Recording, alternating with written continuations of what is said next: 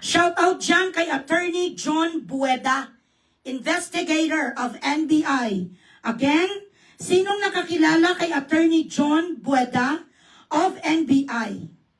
So they were there, my very courageous and tenacious lawyers of the law firm of Attorney Kaiser T. Cordero and Associates. They spoke to Attorney John Bueda today and requested for the copy of the complaint of PCO, Presidential Communications Office, and other relevant documents. Kaya amo na sa ang protokol mo. Amo na sa ang protokol!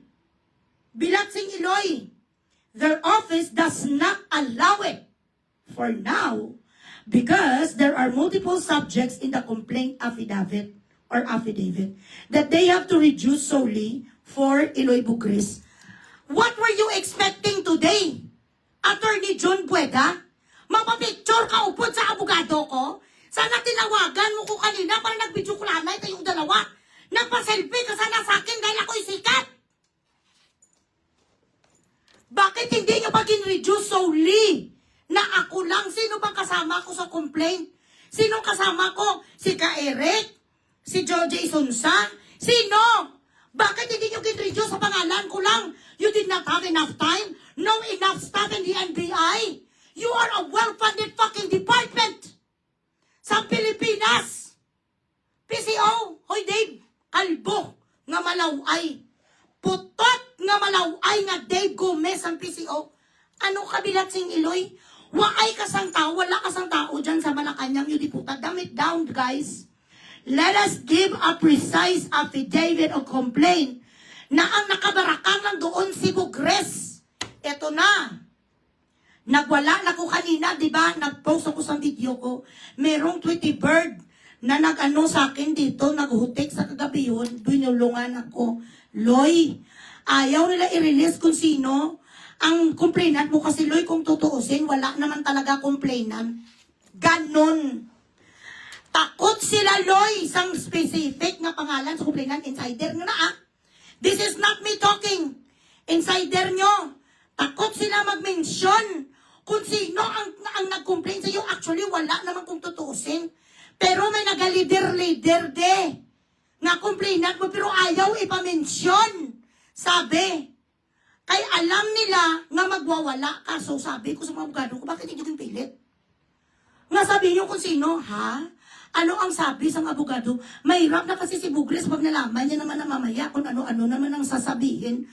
Whether you are going to tell me or to tell my lawyers who's the fucking complainant, you're fucked. If you're not going to tell me who is the complainant, you're fucked as well. Because I'm still going to talk. Ano nga klase bilatsing Iloy nga due process? Ako, di ba? Akong gina-accuse nyo, tama, PCO?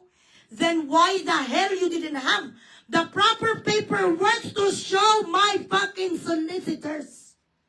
Saan naman kayo nakakita, bilatsing Iloy, sa pinahon kayo, di puta? Usikan mo sang tsimpo mo, pera mo, time lahat.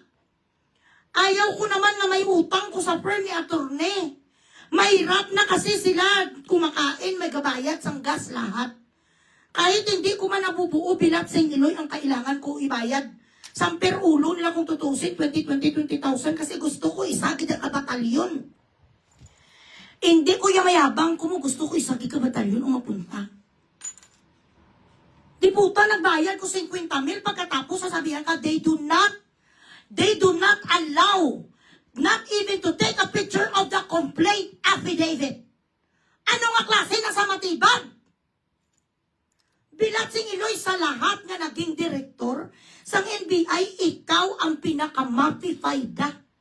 Sa Arabic na mafia-fied, ibig sabihin useless.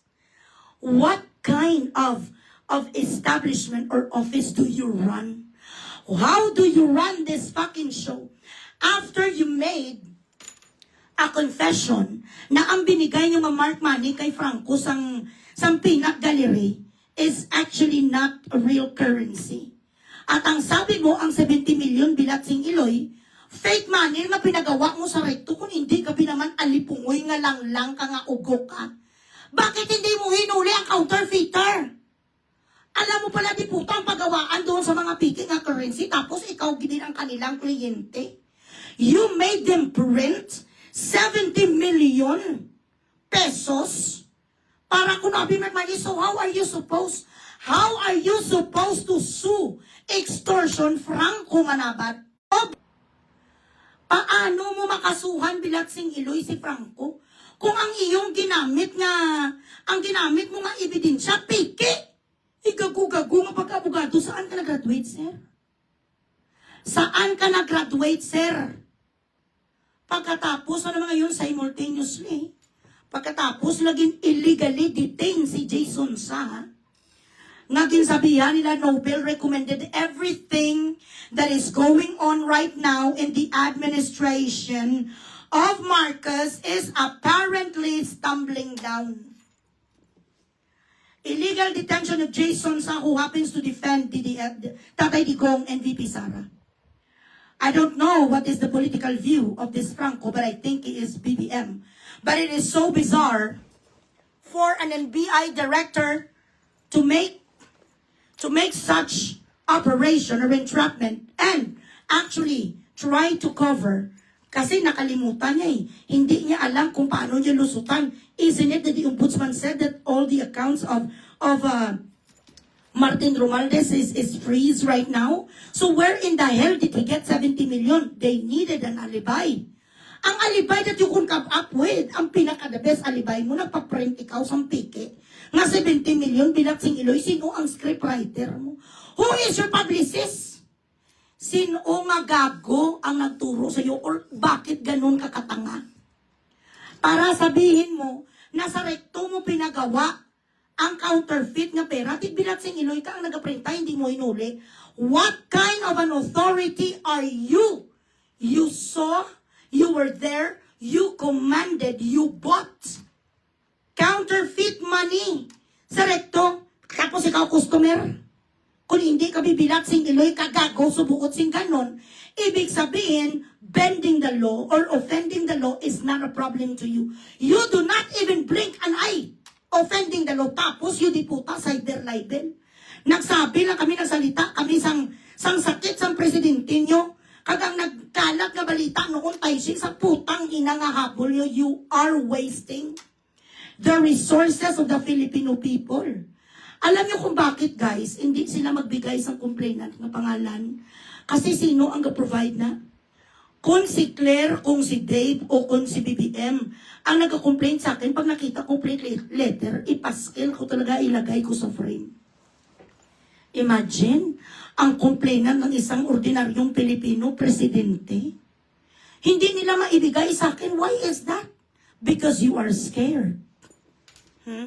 You are scared to put the name of my complainant because how is it going to look like in an international arena?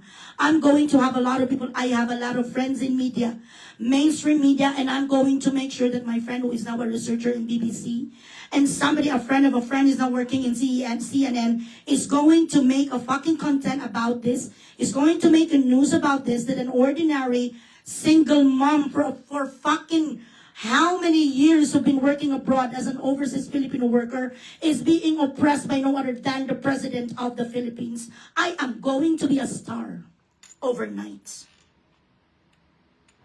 Sandali lang. Grabe mga abogado ko, hindi natatakot. Ang mga pastars o kagang pa-Gcash ko, Bilagsing Iloy man niya, ang nagbigay sa akin, yung 5 pesos yung share the live, share the live. Ang ano nyo muna sa akin dyan, pa-birthday nyo. Putangin na.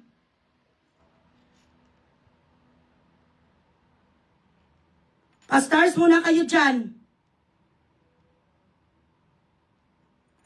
Pag hindi mo kibayaran si Mami Chiche, uy, Cindy Alpot Bigaon. Jeep Russell, ipaskil ko di tsuras ang bata mo, ha? Nga si Jennifer Muniba. Hindi mo ko pagtisingan. Hindi ko sasantuhin ang mga anak mong diputa ka. Now, Ito pa, hold on. Hello lang sa lahat ko, mga abogado. Maraming salamat talaga sa pag-ano sa akin today. Hindi ako nagkamali na piliin kayo. Ay, bongga. Ay, ayaw mapasok sa akin. Okay.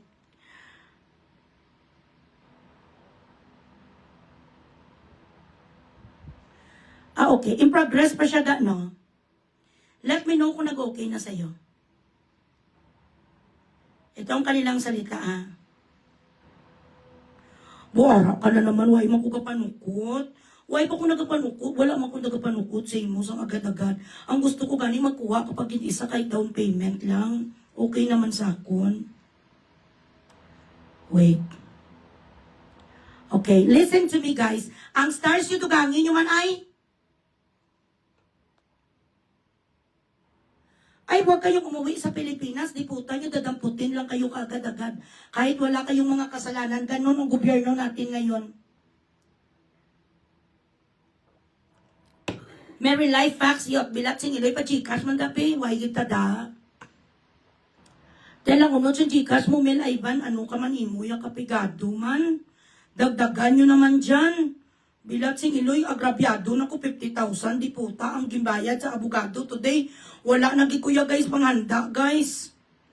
Sa birthday ko, bilat sing iloy, wala na ano na lang ko, masayaw na lang ko cheer dance. Okay. Meanwhile, he set the schedule for another conference on May 22, which we are not going to grace anymore. It's a fucking waste of time. So NBI, doon na lang tayo makita sa DOJ. Sa Department of Justice na lang. Para doon, malaman ko kung sino ang complainant ko. Bilat singilay! Mabalaan ko lang kung sino yung di puta ang complainant ko. Yung di puta, all hell break loose.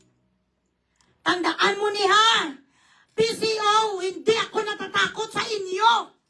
Sinabi ko na sa Panginoon, Lord, kung ipapatay man ko, Lord, ni BBM kaglili sa tanas, dahil sa bibig ko, Lord, nga hindi mapunggan, kay naniniwala talaga ako na body double lang ito ngayon si BBM.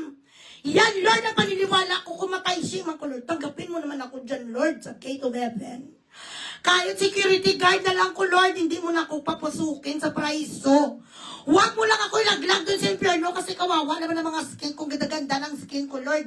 Hindi ko arikison, hindi ko napapul, wala ko bakukang. Kahit i-punish mo ko dyan ako sa gate, ako mag-welcome ng mga tao kung may papasukin ka. Or kahit sa purgatory na lang, yun ang sabi ko sa Panginoon, okay na ko dyan. Sabi sa akin ni Jesus, sure, yes.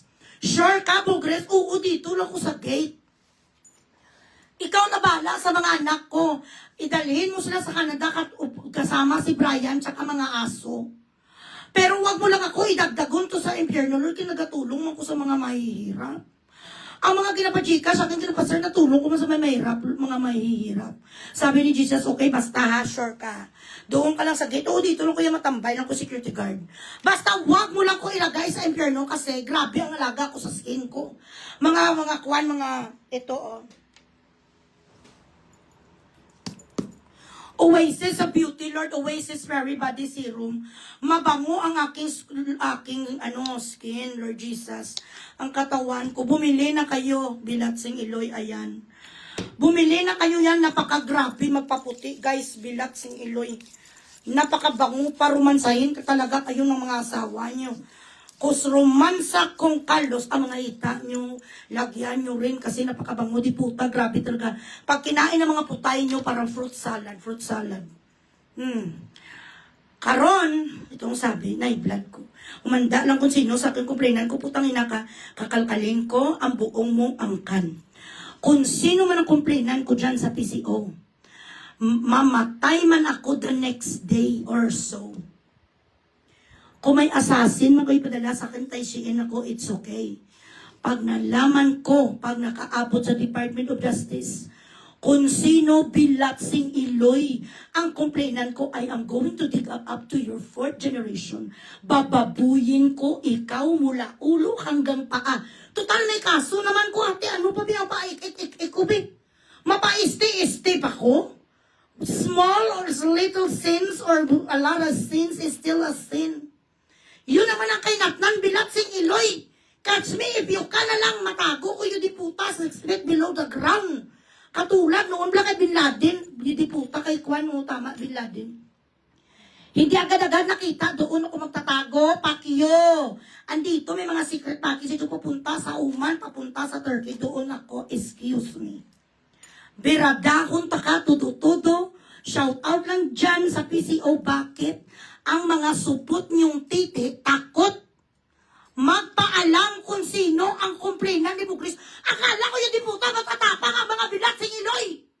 Grabe gin-announcement, panalulo sa lahat ng news outlet.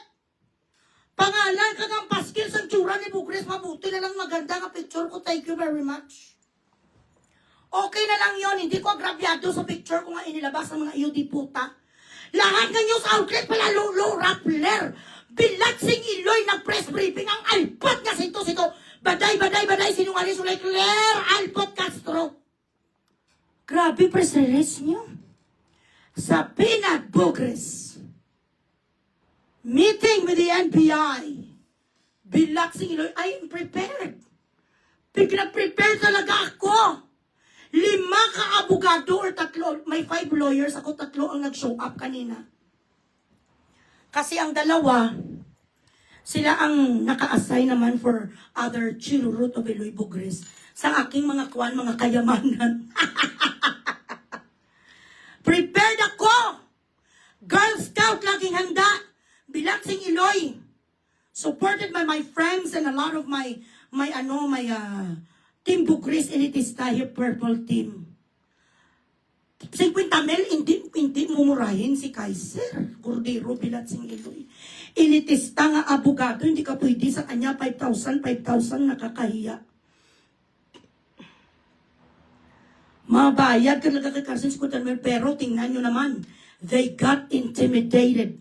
They did not see it coming that I am going to send 3 solicitors inside and 2 solicitors somewhere else. Checking every stations, every channel, every avenue.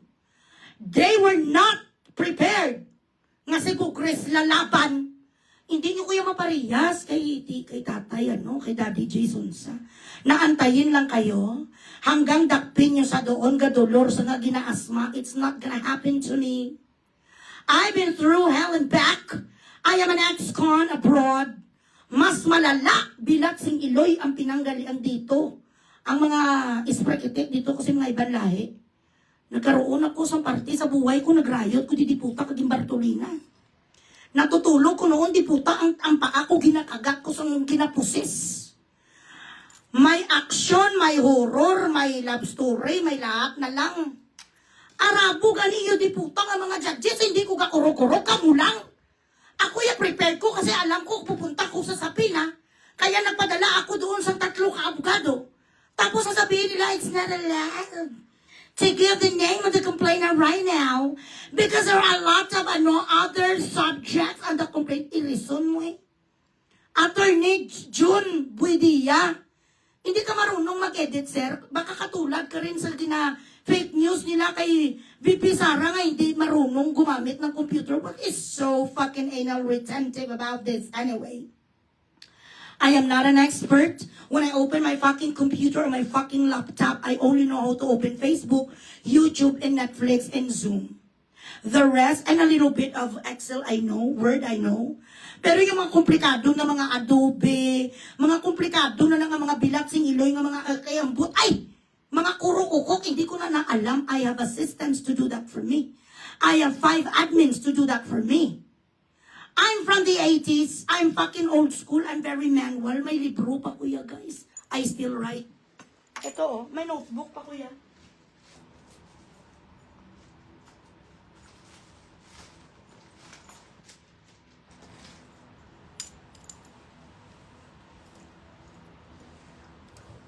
I still do my writings here, guys. Ayan.